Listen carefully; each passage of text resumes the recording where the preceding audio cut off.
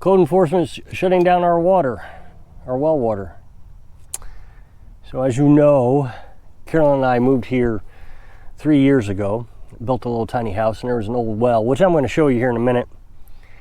It was just a 6-inch hole in the ground. Had a piece of concrete block, just a piece of one. So it'd be like this little section right here on the concrete block covering the hole. Everything went down in it. So when we got here, we had a 30-gallon a minute deep well pump that we put down in there. And the water, when we pumped it out, was just filthy brown. I mean, river water color. Of course, we shocked the well. We put bleach in the well before we did that, let it soak overnight, 24 hours, I forget how long, and then pumped it out. And it took several times of flushing that well out before we got it all cleared out. Now you gotta remember, that well has been there since probably somewhere in the 60s, no later than 1974. It is my speculation that the latest it could have possibly been used was 97. So it hasn't been used since 97 at least. It may have been longer than that. I am suspecting it was 1974 was the last time it was used, but it could have been used in the 90s up to 97.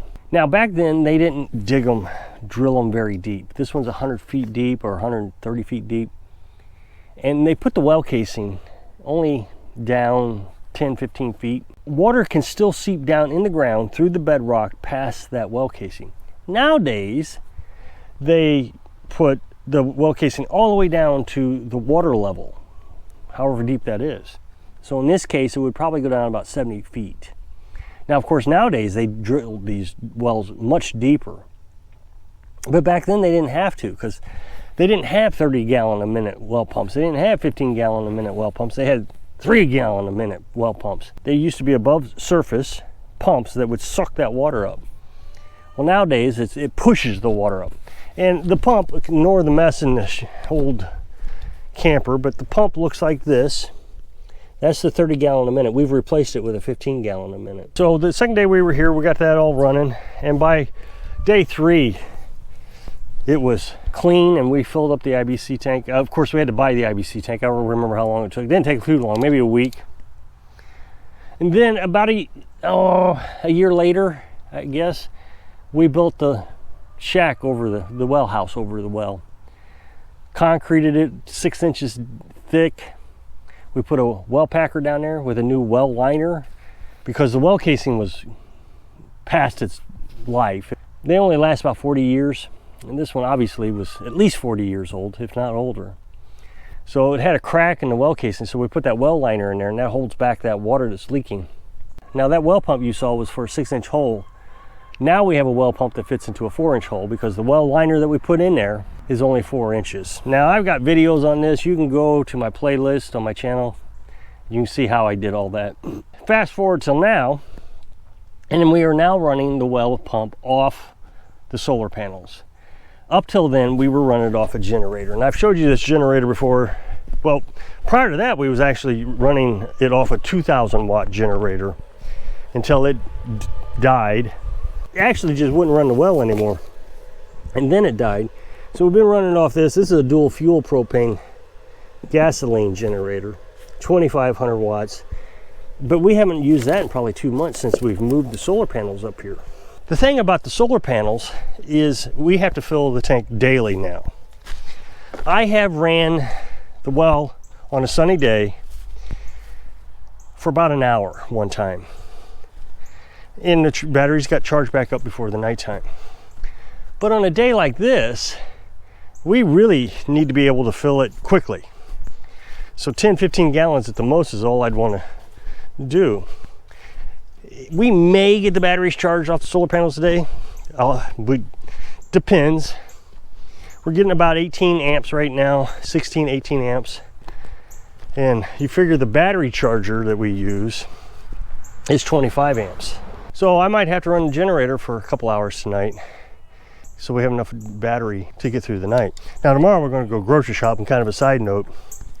And I always got to run the battery charger through the night for 3 nights when we go grocery shopping, because we fill the freezer up, and that freezer runs for 3 days. Now during the day, the sun will provide enough electricity, but at night I got to run it, otherwise we won't have enough battery. And that's not true. We probably would have enough battery. I just don't want to risk it. Don't want to risk hurting the battery. So this is the well. You can see the stanchion. That is the well liner. It goes down, I don't know, 17 feet or so, where that steel well casing was. So that's holding back all the water. There's a well packer. Again, if you go to my channel, you can see the well packer. Go to playlist. So the well packer seals up against that old well casing, and that holds that water back. And then so once a day, I fill the IBC tank up with water from the well, now using the solar panels. And we've been able to do it every day on the solar panels. Haven't had to use the generator yet. Now, when Carolyn's son was here, he would use more water than we did, quite a bit more. So I was always worried that we wouldn't have enough power, but the more I get comfortable with running this off the solar panels, the more I realized we could do it, and eventually I didn't even worry about it. But it was a big stressor all the time. Now, on a day like this, as much water as he uses, we wouldn't be able to fill that tank back up.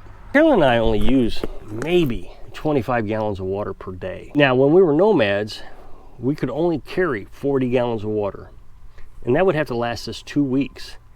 So we learned how to really minimize the amount of water we use. But now we got a little bit more flexibility. We got more water, so we use a little bit more. Now, we use 25 gallons, I say, between the two of us per day. You have to consider that we also do laundry about once a week, or maybe twice a week, so I fill up those 2 sinks over there. And so I'm trying to consider all that in it. Now, the other thing is I haven't really been paying attention as closely as I would like because Carolyn's son was here. But now he's gone, and I'm starting to pay attention to it, trying to figure out how much we're using. And I think it's right around 25 gallons a day. The thing is he was using maybe 50 gallons a day. And I was like, man, that's a lot of water. So today I looked it up. I looked up Arizona, because Arizona, they're supposed to be under some sort of drought conditions, and Lake Mead and all that is really struggling. They're wanting to steal water from the Mississippi River. California is. They, on average, per person, use 146 gallons of water. And I just find that absolutely amazing. Now, I don't know how much water I used before we moved here or became nomads, but man, 146 gallons just seems like a lot considering how little we use here. So I thought I'd take a minute and kind of explain what it is we do. Carolyn does dishes. And one of the things we noticed about her son, when he does dishes, he'll fill up a 5-gallon bucket and use the whole bucket for water to wash his dishes. Whereas Carolyn will use one of these tubs. She actually uses 2 of these. She doesn't fill them all the way up. One to wash and one to rinse. And then, like the rinse water, we can put into a bucket, just like this, and we can use that to flush the toilet. We also use the water from the sinks when she does laundry. We'll fill these buckets up and use it for the toilet water. You'll see that these have water in it. The water has to run. I want to make sure that it's not dirty or rusty or anything. So I let it run for a second as I'm walking up the hill. I turn it on down there. I walk up the hill. It takes a minute for the water to come up, start splashing in here. I save this water. We can use it for the chickens. We can use it for the toilet. Heck, we can even use it for the sinks for Carolyn's laundry. So I don't let anything just run on the ground. The only time I let it run on the ground is when we have to flush the well out. Now, some people said I should get an IBC tank. We use that for a garden or something, but I just don't know if we don't have a garden. We might be able to use it for chickens, but chickens don't use that much water. They may use 5 gallons every 3 days, a lot less in the winter, a little bit more in the summer, on really hot days in the summer. You know, when we take a shower, that pump, it only pumps out about 3 gallons a minute. And, you know, we take a Navy shower, we may use 2 minutes worth of water, not much. And then laundry, she uses 1 sink to wash all our clothes, and then another sink to rinse all our clothes. Whereas other people will fill that washer up 3 or 4 times to rinse and to wash and rinse, and you know, it just uses a lot of water. Now the newer ones don't use quite as much water, but those old ones do. And I really think that we need to start thinking about reducing our water, because they're going to start stealing it from us. I made a video yesterday talking about how they're starting to meter your electric during the day, so you get charged more from 4 to 8 and charged less the rest of the day. they're going to start doing things like that with water too. I mean, it's inevitable. We know it's going to happen. You know, when we were nomads, and I know a lot of people thought this was disgusting, we'd take our shower and save the water. It would land in a big tub we had. We'd save that water, and then we'd use that water to wash our clothes, not to rinse, to wash. So you got the soap, and everybody thought that was so disgusting. They would just, and I didn't understand why it was so disgusting. It's your body. Your clothes have the same stench on it as your body did, so when you're washing, it's just an extra bit of stench coming off of you. And I didn't think it was that disgusting. But then with rinse water, we always use fresh water. But I tell you, there were so many people that thought that was disgusting. I stopped talking about it. This is the first time I've talked about it since we did that. But we were in South Dakota, up there in the Black Hills, and there was no water anywhere. Of course, we don't have to do that now, but I actually got a complaint. I wouldn't use dirty water, that icky, nasty water to flush your toilet. Use some clean water. People just don't seem to understand. You're spending money. Now, with us, we have solar panels, so it's energy. So I don't want to, on cloudy days, be using a lot of water. But to get onto this well and code enforcement, I've been telling you that I've got this subscriber who claims to have been a code enforcement. He's retired now for 40 or 20 or 30 years, however long he did it. He's been watching my videos, and he sends me a comment or an email or something under a different name, because I block him each time, every week for the last 2 or 3 months, telling me that that well that I have is illegal, that he wants me to fill it in with concrete and drill a new one, that he wants me to shut this thing down immediately. Well, a couple weeks ago, I told you that he said he was going to call code enforcement if I didn't take action now. Well, I really don't think I was doing anything illegal. Thing was here, code enforcement's been here, he saw it, he commented on it. This was before we had the well house over it. Code enforcement, my code enforcement, not this retired guy, sent me a letter. Says, I would like for you to call me in regards to your well. And he gave me his phone number. He says, no hurry, I'd just like to talk to you about it. I knew immediately that that subscriber had got a hold of him. So I called him and I said, hi, my name's so-and-so and my address. And he says, yeah, I've gotten 14 complaints about your well.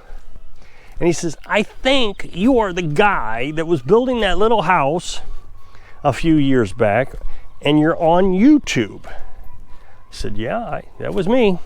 He says, I watched your tiny house build. He says, I gotta be honest, I haven't been watching your videos since the tiny house build, but he says, can you tell me about your well? He says, I understand you've drilled a new well. I said, no, sir, I didn't drill anything. I said, this well I have has been here when I got here. As far as I know, it's been here at least since 1974. It had a little brick covering a 6-inch hole. I put a well pump down in it, flushed it out, shocked the well. Since then, I've redid the concrete floor, made it 6 inches thick per specifications. I put another pump down there, in a 15-gallon pump. I put a well liner in it, well packer, because I think the well casing was broke. And he says, so is your water getting dirty? He says, I don't understand why what this guy's telling me. And I said, when we have flooding rains, my ditch culvert clogs up with leaves. I said, this past year I've been trying to keep the ditch clean, and I said, it's not my ditch, it's the ditch up the hill that gets filled up with leaves. And then when we have these flooding rains in the early spring, all those leaves come running down to my culvert, clogs up my culvert, water spews over and runs down to my well, and then the well gets dirty. And I said, and it takes about 3 days before all that water drips down in there, and then I flush it out. I said, I put a well house over it, because that one that was on it, a tree fell down on before I moved here. And he says, I've had 14 people, all with different names, same zip code, complaining about your well. And he says they're all out of state postal codes. And I said, can I ask which one? He said, no, I'm not sure I can do that. He says, I guess it's one of your subscribers complaining about this. One of the people that wrote in says that he was a code inspector for his county and he thinks you're illegal. And I said, well, I've gotten those comments. I've gotten emails from him telling me I'm illegal, and I keep telling him I'm not. I said, I've read the code book as well as I can, and the well complies with the code book. He says, oh no, I know it does. He says, everybody's got those old wells around there. So he said, well, I thank you for your time. He says, if this guy writes me again, maybe I can call him or something. Maybe he'll give me his phone number. I'll write him back something and tell him that not to bother me anymore. So I hope that clears it up. Hope this video clears it up so this guy will stop harassing my code inspector. So if you'll click this up next box, take to a video where I was talking about they're metering your electric. So if I can inspire you to work hard so you can live your dreams. Thanks for watching.